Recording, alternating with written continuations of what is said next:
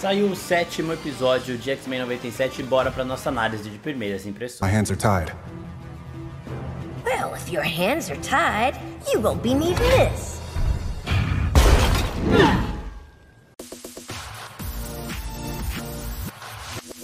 E aí, seus geeks, tudo certo? Eu sou o Marcos Veloso e bora pra nossa análise do episódio 7 de X-Men 97 chamado Olhos Brilhantes. Antes de eu começar a falar sobre isso, eu tenho que avisar vocês que tem spoilers aqui, então se você ainda não assistiu o episódio 7, vai no Disney Plus, ele já está disponível, assiste e depois volta pra cá. Bom, o episódio começa no velório do Remy. O título Olhos Brilhantes contrasta até com os olhos dele, né? No final a gente vai descobrir que se trata de outra pessoa, do verdadeiro vilão por trás do Senhor Sinistro que orquestrou todo esse ataque dos Sentinelas, o massacre de Genosha. Mas aqui também combina bem com os olhos do Remy, aqueles olhos pretos e vermelhos bastante vibrantes. Quem tá conduzindo o velório dele é o Noturno, né? De novo, o Noturno sempre sendo esse líder religioso entre os X-Men, e ele usa palavras extremamente emocionantes, né? A hora ali eu quase chorei, e aqui de novo minha voz deu uma embargada agora, não esperava isso, mas realmente ele é um personagem, o Noturno é um personagem muito profundo, e todas as vezes que ele vai aconselhar alguém, que ele vai fazer uma homenagem dessas, a gente dá realmente uma embargada, porque é um personagem realmente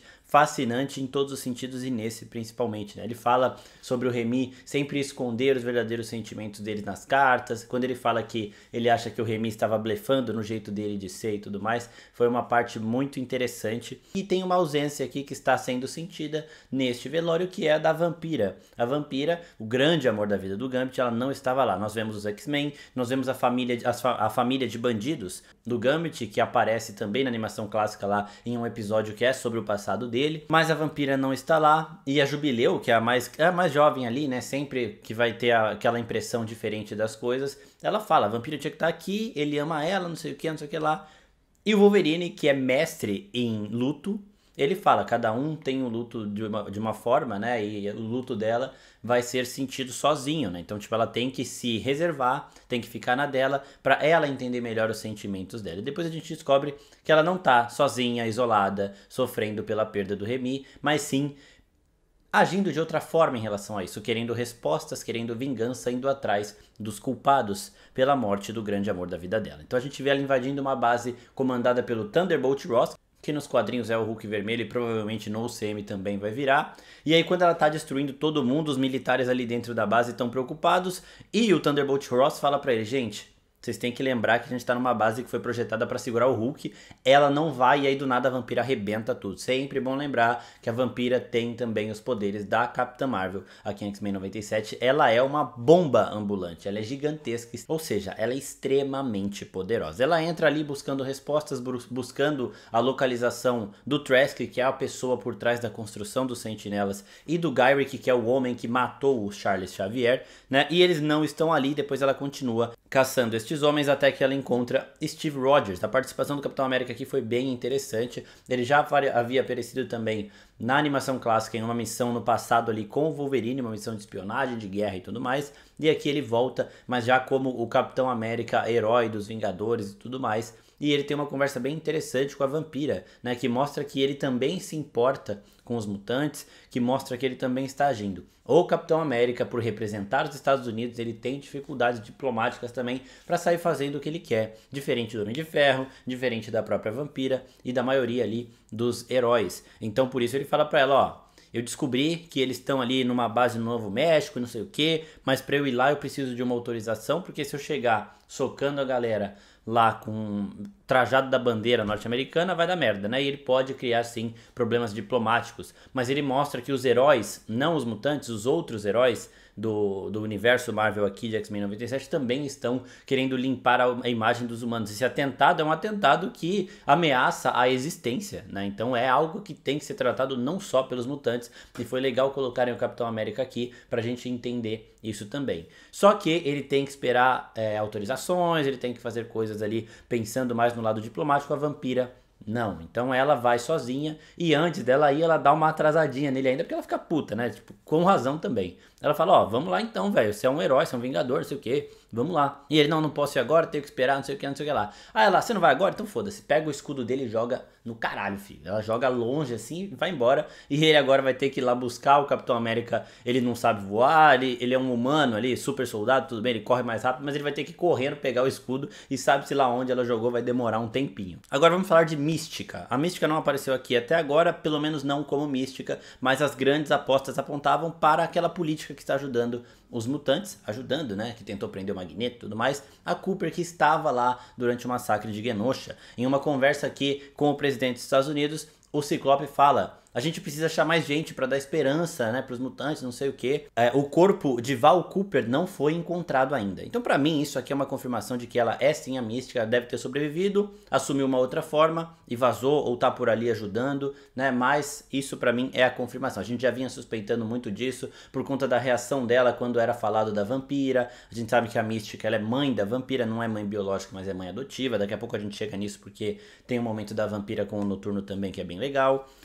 Então, pra mim, essa é a confirmação que faltava, né, pra colocar ali a cereja no bolo de que sim, Val Cooper é, na verdade, a Mística disfarçada desde o começo. Então, ela que tá orquestrando essas paradas aí de direitos mutantes lá no Congresso, sempre foi uma mutante disfarçada. E aí a gente chega no atentado, no massacre de Genosha, né, os X-Men vão pra lá pra ajudar nas buscas, pra ajudar a arrumar, a limpar os escombros e tudo mais. O Scott querendo muito encontrar sobreviventes, sofrendo muito pela Madelyne Pryor. A relação dele com a Jean Grey e com a Madelyne, ela vai se desenvolvendo, né, e a Jean Grey vai começando a aceitar um pouquinho mais também sobre isso. Ela fala até que na ausência da Tempestade a ideia de ter uma irmã era reconfortante, né, e eles estão sentindo a perda da Madelyne. A Madelyne também morreu ali nesse atentado, aparentemente, não foi achado o corpo dela ainda, né, mas ela recebeu uma rajada do Molde Mestre de frente, né, quando o Cable fala desculpa de novo não, vem direto nela. Então é muito difícil dela ter sobrevivido. Ela é forte, pode ter sobrevivido sim, mas aparentemente no atual momento ela também está morta. E aí quando eles estão lá retirando os escombros, a Jubileu tem uma conversinha com o Roberto que convence ele a falar com a mãe lá, contar que ele é mutante, e a Jean Grey sente uma telepata no meio dos escombros, viva. E o Scott já fica, Madelyne, não sei o que. E quando a gente vai ver, era Emma Frost. Emma Frost conseguiu transformar o seu corpo em diamante, uma habilidade que ela ainda não havia despertado. E por conta disso, dessa resistência absurda que o diamante tem, ela também resistiu à queda dos escombros e foi uma das únicas sobreviventes ali no meio disso tudo. Ela é uma telepata extremamente poderosa. Ela também tem uma história envolvendo a Jean Grey, Ciclope e Madelyne, né? Então é legal ver que a Jean Grey e o Ciclope que encontraram ela. Mas isso também eu acho que vai ser desenvolvido mais pra frente. Isso também é assunto para outro vídeo, porque faz parte de uma transformação interessante do Ciclope, né? Mas aqui nós temos uma telepata viva, a Rainha Branca Emma. E enquanto a vampira tá perseguindo ali os rastros do Trask e do Gyrick, ela vê uma sigla, a sigla OTZ em português, né? Lá nos Estados Unidos a ordem tá mudada das letras, mas significa Operação Tolerância Zero. É mais uma dessas forças-tarefas que foram criadas para dizimar os mutantes. É um novo grupo de intolerantes que aparece aqui, alguém que estava agindo por trás dos panos, por debaixo dos panos, com a ajuda do governo também, né? A gente tem que lembrar aqui que estes prisioneiros estavam vivendo em mansões, o Gyrick estava vivendo numa mansão, né? Ele foi retirado de uma prisão e estava numa mansão ali, patrocinado por essa OTZ, Operação Tolerância Zero, e estava também orquestrando novos ataques aos mutantes. A vampira vai descobrindo isso, ela não sabe ainda muito bem o que significa, mas a gente já tem essa nova sigla, e aí, com isso, a gente já pode sim identificar o ser por trás do Senhor Sinistro, alguém que está ainda mais a fundo nessa luta contra os mutantes, o cara que deve ser um dos mais intolerantes de todos os quadrinhos, porque ele faz parte de toda e qualquer organização que já foi criada no universo Marvel contra os mutantes. Toda e qualquer organização racista e preconceituosa que foi feita para destruir os X-Men e os seus semelhantes, este cara faz parte. E o nome dele é Bastion. O Bastion, ele é um personagem que ele foi meio que referenciado nessa temporada em diversos momentos. Na parede do Forge, vocês lembram a parede do Forge, aquele cara que ajudou a Tempestade a recuperar os poderes dela? Tinha um monte de foto, né? E tem uma foto do Forge com um cientista do lado dele, e do outro lado dele tem uma pessoa tampada, é o Bastion. Então esse cara ele foi sendo referenciado aqui em diversos momentos. Na abertura, na semana passada, nós tínhamos o Molde Mestre abrindo um espaço aqui e saindo dele um robozinho, que é o Nimrod. E esse Bastion, ele é a junção do molde mestre com o Nimrod. Então a gente vendo na abertura o Nimrod meio que dentro do molde mestre, a gente já podia perceber que a união dos dois, que é o Bastion, apareceria aqui em certo momento. Esse Bastion, ele não é basicamente um humano, né? Ele tem um corpo cibernético aí, ele é a fusão desses dois moldes de sentinela extremamente poderosos. O molde mestre, ele é o grande sentinela, o criador dos sentinelas, né? Meio que o líder dessas máquinas. E o Nimrod é uma versão futurista do sentinela extremamente aprimorada, né? Então, pra gente ver o Bastion aqui, ele é a junção desses dois, ele é alguém realmente que é uma grande ameaça aos mutantes. Isso sem contar também a vasta inteligência dele. E trabalhando junto com o Senhor Sinistro, ele ainda tem mais inteligência genética em relação às mutações, mais expertise para tudo isso, e ele cria alguns vírus de nanotecnologia. Alguns vírus de tecnologia que são semelhantes aos vírus usados ali no Cable para contaminar o bebê Nathan, né, e deixar ele da forma com que ele é no futuro. Esses vírus eles já foram usados por diversos personagens nos quadrinhos, vírus conectados também aos sentinelas e com diversos objetivos diferentes. A Cassandra Nova, por exemplo, que é a Mumudrai do Xavier, a irmã gêmea dele, ela já usou essa nanotecnologia de sentinela para infectar cérebro de humanos, líderes mundiais, para que eles começassem a caçar os mutantes e também para adoecer os mutantes. Inclusive, esses vírus de nanotecnologia sentinela já foram usados até contra a própria Cassandra Nova em uma das maiores derrotas que ela já sofreu nas HQs, que foi quando eles introduziram empatia no cérebro dela. Então ela começou a se sentir culpada por todos os massacres que ela já tinha causado. Eles são usados aqui na série no bebê Nathan, mas cada um desses vírus eles são manipulados para ter um efeito diferente. E aqui o Bastion os usa para criar os Sentinelas Prime. O que são os Sentinelas Prime? São humanos que adquirem essa força de sentinela, então eles têm ali também um material orgânico, eles não são robôs facilmente destruídos, e eles têm uma resistência absurda. Nós vimos o Trask sendo um desses, conseguindo com um soco apagar a Vampira. Já disse aqui, a Vampira é a mais forte dos X-Men aqui em termos de força bruta. Então com um soco ele apagou ela e ele conseguiu lidar com todos os X-Men que estavam ali enfrentando ele nesse primeiro momento, né? Ainda depois de ter caído de um prédio. Inclusive essa cena dele caindo de um prédio é bem interessante. Por quê? Porque mostra o estágio atual dos X-Men. Nós vemos alguns X-Men em ponto de virada, que estão indo mais para o lado do Magneto, por isso que é até importante o retorno do Xavier agora, e nós temos outros que tentam se manter naqueles juramentos, naquela ideia inicial de tentar realmente essa união com a Terra. Até o próprio Fera já está se cansando disso, ele fala inclusive para a repórter ali, essa repórter inclusive pode morrer. Nos quadrinhos do Bastion ele mata um repórter que está envolvido também com os mutantes, e eu acho que aqui no mundo de X-Men 97 eles vão acabar transferindo para esta repórter aí, e o Fera fala para ela, eu acho que o nosso erro foi ficar mendigando a aceitação de vocês, né? Então ele já tá um pouquinho se cansando disso. O Ciclope a gente viu que tá se cansando disso faz tempo. Até essa transformação dele em alguém mais intolerante em relação aos humanos tem a ver com a Emma Frost se aproximando dele, essa que foi a mutante telepata que sobreviveu. E a Vampira também se cansou. Ela segura o Trask, que tá tentando se matar, né, quando os mutantes chegam. Ele chama os mutantes porque ele não queria massacrar todo mundo ali da forma que foi feita, né? Eles até fazem uma relação com Oppenheimer nisso tudo, porque Oppenheimer criou a bomba atômica e depois ficou chocado com o que a sua criação fez, e aqui o Trask passou pelo mesmo, né, digamos assim. E o Trask até cita Oppenheimer falando, né, agora eu me tornei a morte, o destruidor de mundos. Ele não fala essa parte do destruidor de mundos que é do Oppenheimer, né, mas ele começa a frase do Oppenheimer, e agora eu me tornei a morte, porque ele viu a construção dele gerando um massacre que ele não tinha intenção, né? Que ele tinha intenção, só que ele se arrependeu depois. Exatamente o que aconteceu ali com o Oppenheimer. O Oppenheimer queria atacar a bomba em um lugar, ela caiu em outro, ele ficou mal. E aqui também aconteceu coisas parecidas, então é bem válida, inclusive, essa referência, né? Essa comparação. E aí, a Vampira impede o Trask de se matar. Nossa, eles são heróis, os X-Men são heróis, ela está salvando uma vida humana. Não, ela queria informação. No momento que ele fala pra ela que ele não tem mais informação, ela, sem remorso nenhum, sem fazer aquela cara de tipo, tô tentando não soltar, mas vou soltar, ela solta ele e a gente escuta ele caindo no chão. Não é que alguém salvou ele antes. Eu achei que pudesse passar alguém ali voando pra salvá-lo, mas a Tempestade não tá ali pra voar. O Morpho poderia até ter se tornado o anjo de salvá-lo, mas os X-Men eles estão nesse momento de será que vale realmente a pena a gente salvar os humanos? E isso tá ficando muito interessante. né? E aí no momento que ela faz isso, tem essa discussão. O Wolverine fala que ela tá certa,